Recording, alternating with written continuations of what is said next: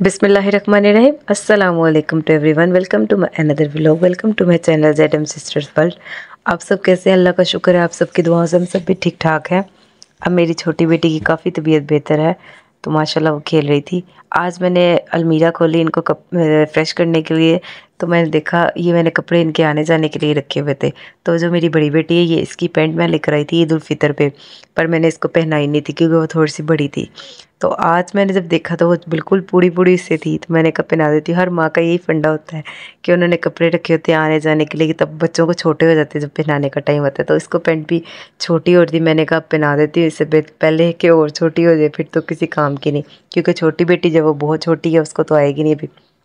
तो और वैसे भी ये ज़िद करती है मुझे न्यू कपड़े पहनाओ, तो फिर मैंने कहा चलो कभी कभी तो बच्चों की मान लेनी चाहिए। आज मैंने फिर इसलिए इसको न्यू कपड़े पहना दिए और छोटी को भी न्यू कपड़े पहनाए। ये जो छोटी ने जो ड्रेस पहना हुआ है ये मेरी बड़ी बेटी का है, जब वो 2 इयर्स की थी। तो लेकिन माशाल्लाह इसको आ गया पूरा। छोटी ने पहना हुआ था धोती शलवार और शर्ट, और बड़ी ने पहनी थी पैंट शर्ट। ये मैंने आने जाने के लिए कपड़े रखे थे, लेकिन आने जाने का क्या फ़ायदा जब उसे छोटे और थे। मेरी बहन मुझे कह रही थी तू हर कपड़ा उसका छोटा कर देती है, उसको पहना दे। तो मैंने कहा चलो ये भी ठीक कह रही है, पहना ही देती हूँ। नेक्स्ट ईयर तो उसको आने नहीं है अब, क्योंकि अगले साल तक जब गर्मी आएगी तब तक तो उसको बिल्कुल ही छोटे हो चुके होंगे। तो फिर आज नाश्ता वगैरह हमने कर लिया था, बाहर आ गए। बाहर इसलिए आए थे क्योंकि आज मैंने खाने में कुछ नहीं बनाया था। मेरी खुद की तबीयत भी ठीक नहीं थी, नज़ला ज़ुकाम और फ्लू हुआ था। तो इस वजह से हस्बैंड ने मना कर दिया, ना बनाओ बाहर से ले आएंगे। खाना हम लेकर आए थे पुलाव और चने की दाल और आलू शोरबा। गोश्त कल का पड़ा हुआ था, मैंने वो खाना था। मैंने कहा गला भी ख़राब है, तो वो उसका शोरबे से मेरा गला भी ठीक हो जाएगा। मेरे हस्बैंड कहते हैं ये क्या लॉजिक है? मैंने कहा बस मेरी अपनी लॉजिक है, सूप की जगह ये पी लेती शोरबा। तो खाना वगैरह खा लिया था, उसके बाद मैंने कपड़े प्रेस करने थे क्योंकि हस्बैंड के मैंने 1 वीक के कपड़े प्रेस ही नहीं किए हुए थे।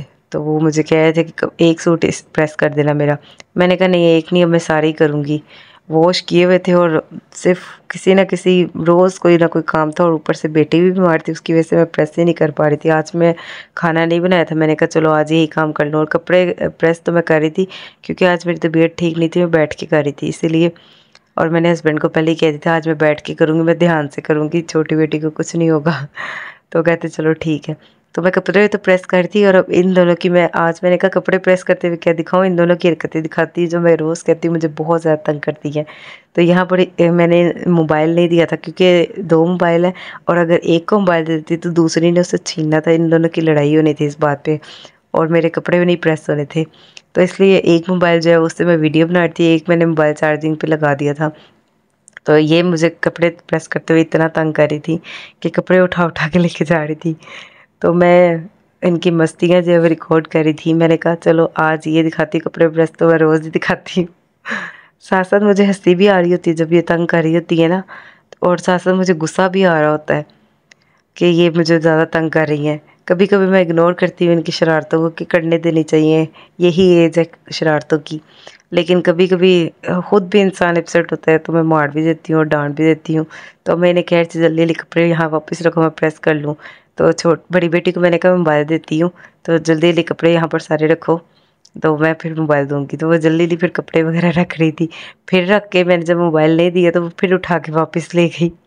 और छोटी बेटी तो वो शैतान की टूटी है माशाल्लाह। अगर ये ठीक हो ना तो बहुत खेलती है और बहुत शरारतें करती है, और जब तबीयत ठीक ना हो तो ये नडहाल सी हो जाती है।